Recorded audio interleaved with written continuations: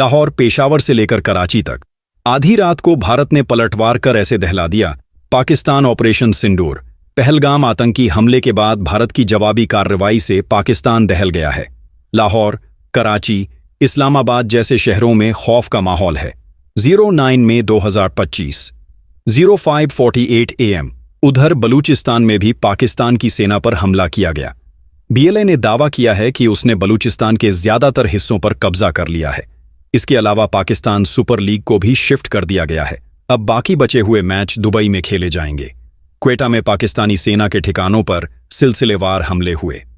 पाकिस्तानी सेना के frontier core मुख्यालय को हथियारबंद लोगों ने निशाना बनाया। कई विस्फोटों के बाद गोलीबारी हुई।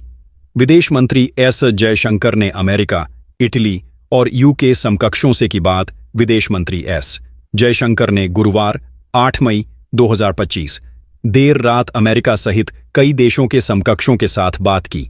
इस दौरान उन्होंने पाकिस्तान के किसी भी उकसावे वाले प्रयास का दृढ़ता से मुकाबला करने के लिए भारत के दृढ़ संकल्प पर जोर दिया। अमेरिकी विदेश मंत्री मार्को रूबियो से बातचीत में विदेश मंत्री जयशंकर ने आतंकवाद के खिलाफ लड़ाई में भारत के साथ काम करने की वॉशिंगटन की प्रतिबद्धता की सराहना की।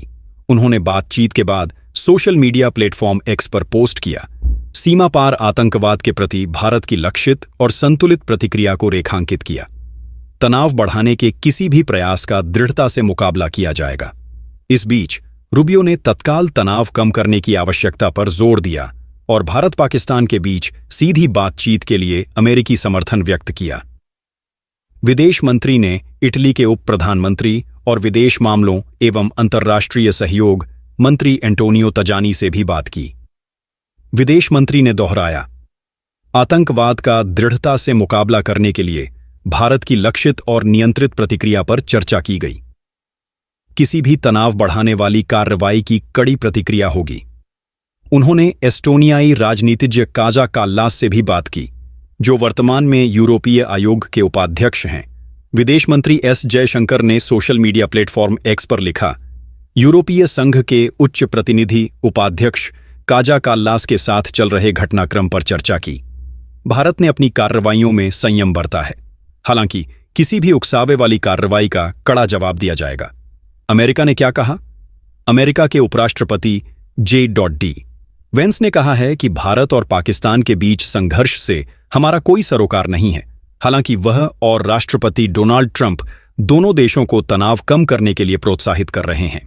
अंतर्राष्ट्रीय संघर्षों से अमेरिका के अलग होने के समर्थक रहे वेंस ने फॉक्स न्यूज के साथ एक साक्षात्कार में कहा, हम जो कर सकते हैं वह यह है कि इन लोगों को थोड़ा तनाव कम करने के लिए प्रोत्साहित करने का प्रयास करें, लेकिन हम युद्ध के बीच में शामिल नहीं होने जा रहे हैं, जिससे मूल रूप से हमारा कोई सरोकार नहीं है और इसका अमेरिका की इसे नियंत्रित करने की क्षमता से कोई लेना देना नहीं है। आप जानते हैं, अमेरिका भारतीयों से हथियार डालने के लिए नहीं कह सकता और इसलिए हम कूटनीतिक चैनलों के माध्यम से इस मामले को आगे बढ़ाने जा रहे हैं।